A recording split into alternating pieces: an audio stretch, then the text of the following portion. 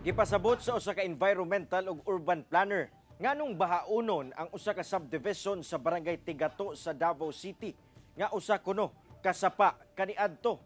Kini ang RTV Presents ni Jandy Esteban.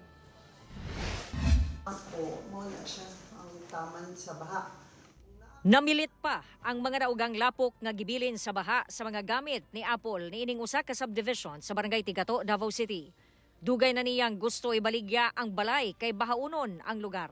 Apan, way mupalit.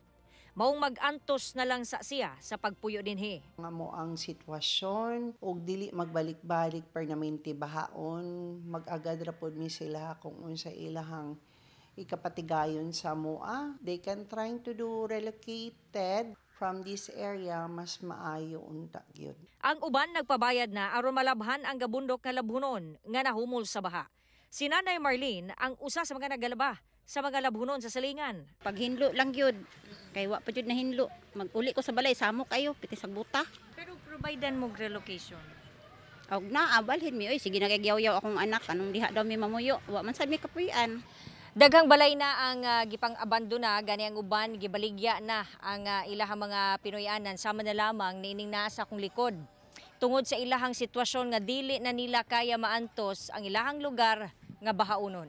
Gipasabot ni Interfacing Development Interventions for Sustainability o IDIS Program Coordinator Lemuel Manalo nga usasab ka environmental ug urban planner nga ang maong subdivision daw ang mismong suba kaniadto base sa iyahang gihimong pagtuon.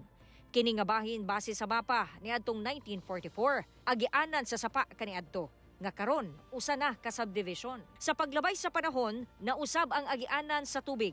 Busa ang maong karaang ginagaydayan sa sapa nagbilin og mga linaw o limaw nga gitawag nga Oxbow Lake. Kung asa nahimutang ang subdivision. Maong panahon mo kusog ang ulan, mulapaw ang Davao River, masalo og mapundo dinhi ang tubig. Kani mo gud tibuok stretch sa Davao River, floodplain ni siya. Kumbaga, kung magbaha man gud, balikan niyan tibuok niya na floodplain. Ang ato ang mga settlements nato naagid mismo sa floodplain. Isa na diri ang Jade Valley. Ibalik karon sa Davao River ang pangitaon niya tong mga karaan niya na channels. No? Busa bisan unsaon daw pag-ayo o pagpadako sa drainage sa lugar bagbaha gihapon. Di gyud daw kini angay puy-an. Hinuon, duna na daw mga ginatun-ang proyekto ang LGU sa pakigalayon sa JICA nga magtukod og mga catchment basin facility. Kumbaga mga basins, no, mga retarding ponds, series of retarding ponds kay para ma-delay niya ang tubig ug dili siya didto mo diretso tanan sa mga communities nato sa downstream. I-recommend do na naay kaning just, socially just na relocation process para ani. Pero ang pangutana, nganong nahatagan og go signal ang development project bisan bahaunon. Tubag ni Councilor Diosdado Mahipos Jr. ang chair sa Committee on Risk Reduction and Management sa Davao City Council. Just take consideration of the fact that Jade Valley was established early 90s.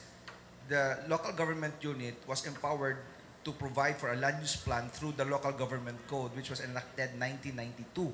So prior to that, it was the Ministry of Human Settlement, now the HLURB, and now the DSUD that has the power to determine the land use of a specific area. So now we have the City Council that's helping the City Planning and Development Office in making sure that developments are put in its proper place through the crafting of our CLUP. I think we are already very determined to prevent a similar situation where a development is put in an area this is not really suitable for it. Nangita na daw ang LGU og pamaagi aron mapahiluna ang mga residenteng namuyo sa bahaunon o anaa sa danger zone. Kini nga problema dugay nang gipaabot sa hingtungdan. Kung kini dili gilayong masolusyonan, magpaabot na lang ba kita nga mas mugrabe ang sitwasyon ug dunay makalas nga kinabuhi? Kauban si Jojo Solarte sa kamera. Ako si Jandy Esteban para sa One Mindanao.